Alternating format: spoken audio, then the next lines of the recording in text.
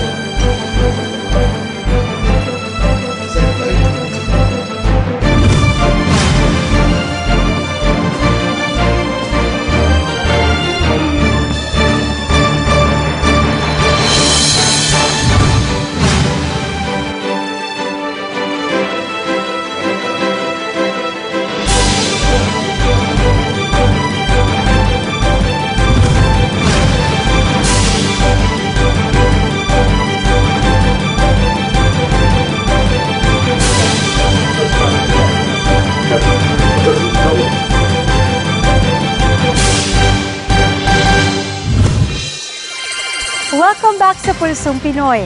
Sa aming mga nagdaang episodes, ipinahayag namin ang kampanya para sa pagboto nating mga Pilipino via text or online sa Puerto Princesa Underground River bilang finalist sa global search for the new 7 wonders of nature. Halina't tunghayan ang kamangha-manghang kagandahan ng likas na yaman ng Pilipinas.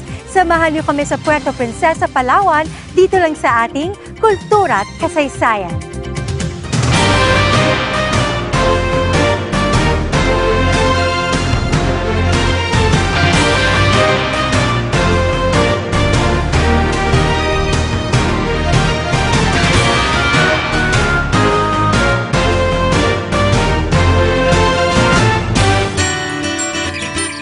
Ito ang Puerto Princesa Subterranean River National Park, ang kanlungan ng Puerto Princesa Underground River.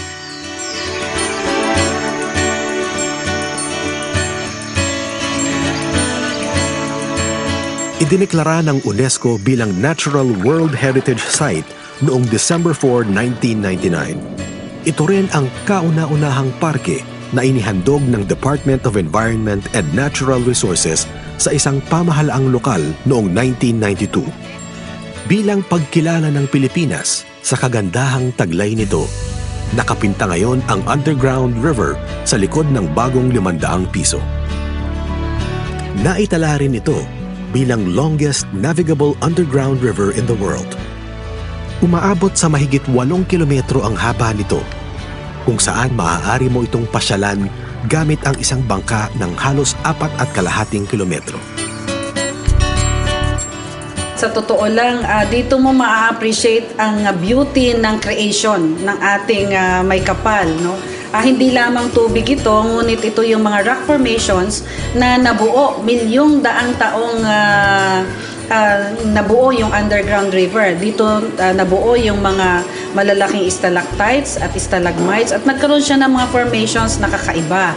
Kaya nga isang malaking pribilehiyo yung makapunta ka mismo sa loob ng underground river.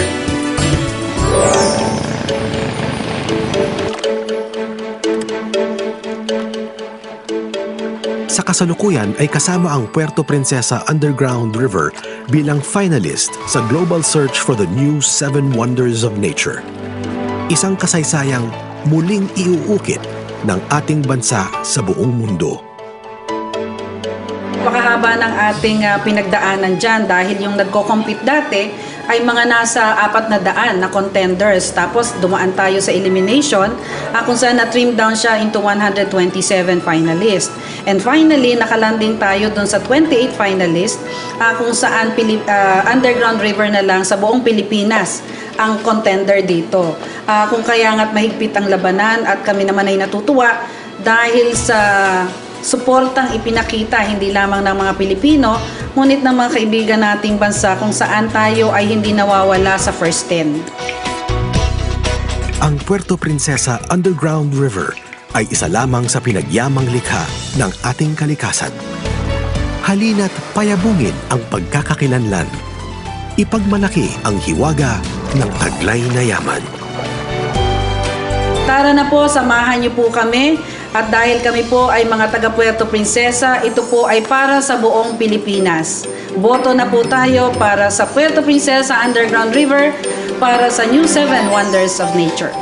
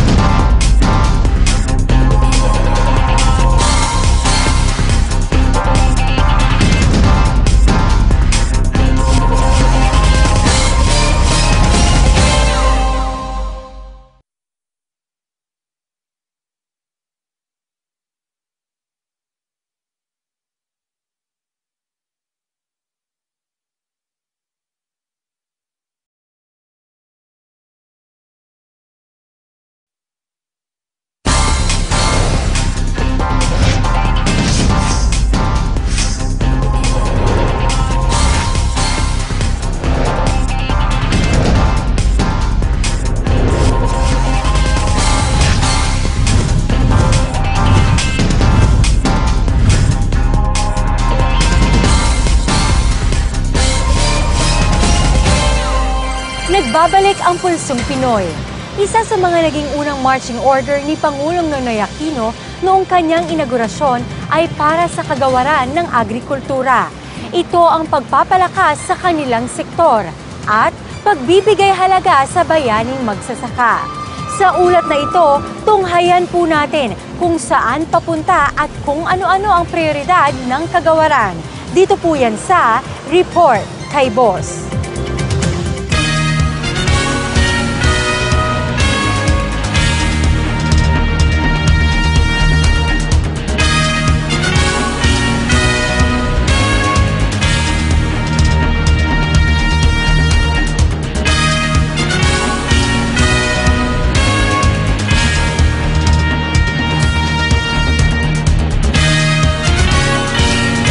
Kung dati ay may fertilizer scam, ngayon ay may kalinga ng tunay na para sa magsasaka.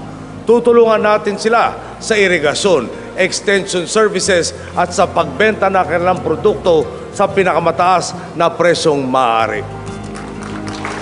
Inaatasan natin ang papasok na kalihim alkala na magtayo ng mga trading centers kung saan diretsyo na ang magsasaka sa mamimili. Lalaktawan na natin ang gitna, kasama na ang Cotton Cup. Sa ganitong paraan, ang dating napupunta sa gitna ay maaari ng paghatian ng magsasaka at mamimili. Ito ang naging kautusan ni Pangulong Noynoy Aquino III sa kagawaran ng agrikultura. Pagbibigay halaga at kalingad sa sektor ng pagsasaka. 70% ng Pilipinas ay lupang sasakahin.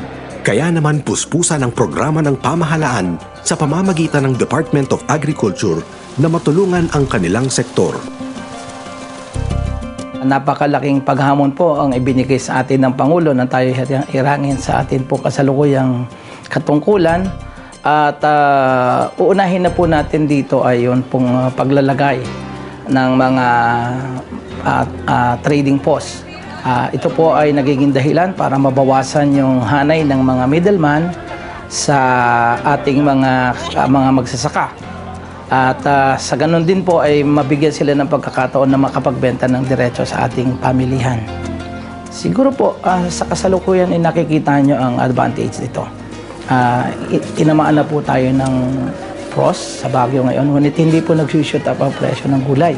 Sa kadahilan ng since 5 months ago, nag-intervene na po tayo doon sa Nueva Vizcaya. Nag-intervene po tayo sa Laguna, sa Quezon, dito po sa parte ng Tagaytay. Mas pinalawak po natin ang taniman ng mga upland high-value crops. pangunahing programa ng kagawaran ay ang Agri-Pinoy. Kinapapalooban ng 8 long-term high-impact projects para sa mga magsasaka at mangingisda.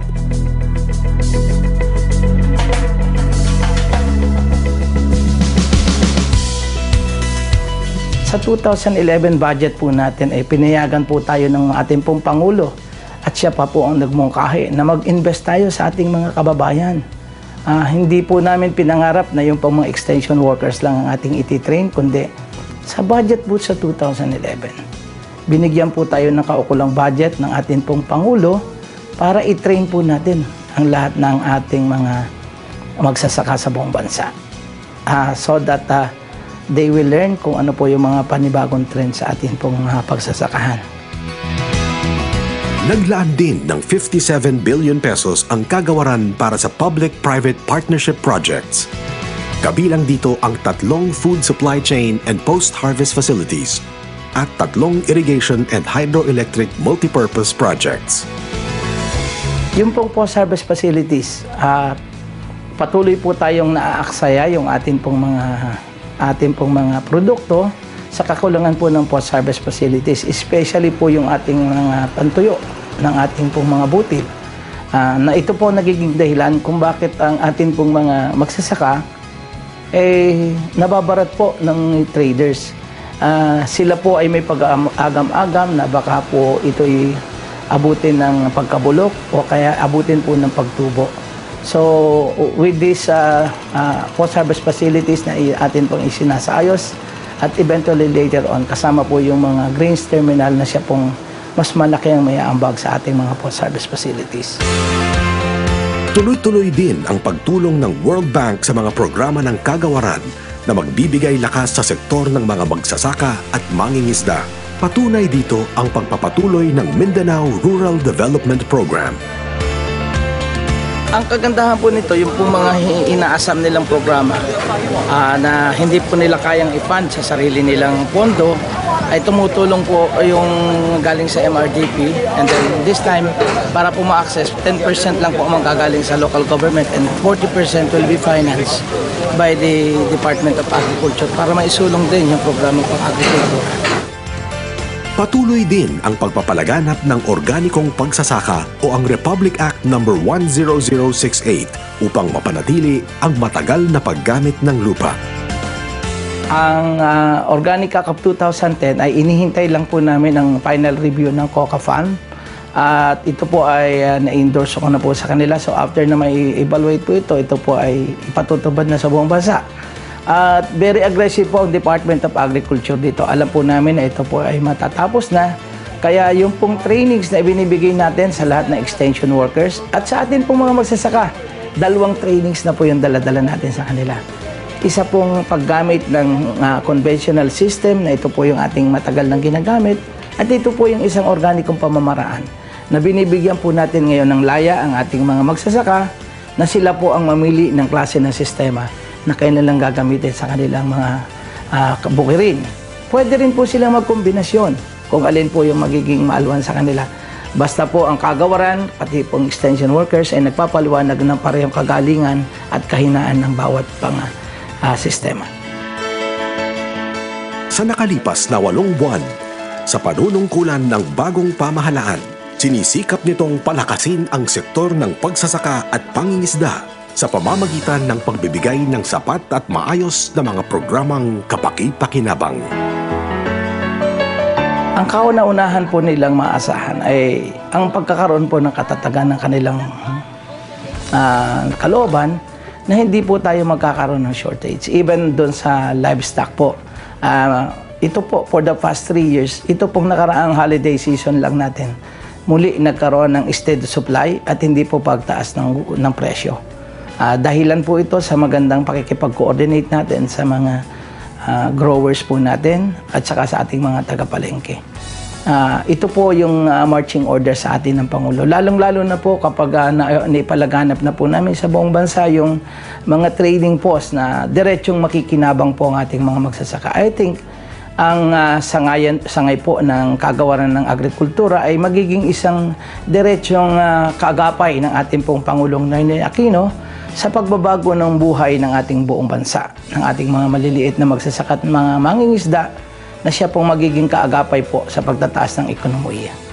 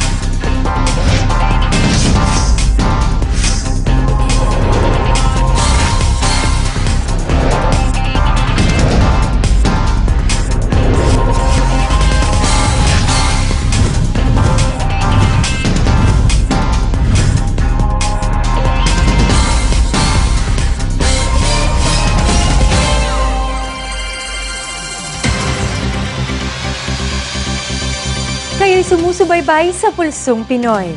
Suportahan natin ang Puerto Princesa Underground River para muling maitala sa kasaysayan ng mundo ang tunay na kagandahan at yaman ng Pilipinas.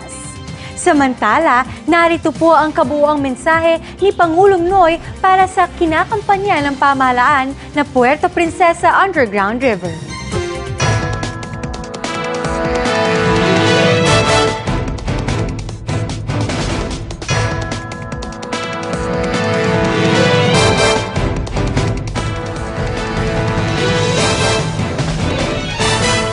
Mga kababayan, puno ng biyaya ng kalikasan ang ating bayan. Mula Batanes hanggang Tawi-Tawi, mula sa pinakatuktok ng bundok Apo hanggang sa tabing dagat ng Boracay. Tunay na walang kapantay ang magagandang tanawin at likas yaman na dito lamang makikita sa ating bayan. Bilang mga Pilipino, isigaw natin sa bawat sulok ng mundo, nandito kami. Handa sa inyong pagkilala. Narito ang Pilipinas, handang ibida sa inyo ang taglay nitong hiwaga. Ako mismo nakapunta na at nasilayan ang ganda ng Puerto Princesa Underground River. Kailangan ko ang inyong pakikisa para mapabilang ito sa new 7 Wonders of Nature sa buong mundo. Hindi ito makakamit kung wala ang inyong suporta. Bawat botong inyong ibibigay ay isang hakbang papalapit sa pabansang tagumpay. Sama-sama nating ipakilala sa mundo ang Underground River ng Puerto Princesa. I-text lamang ang PPUR sa 2861. Ikarangal natin ang yaman ng ating bansa. Taas natin itong ibandila.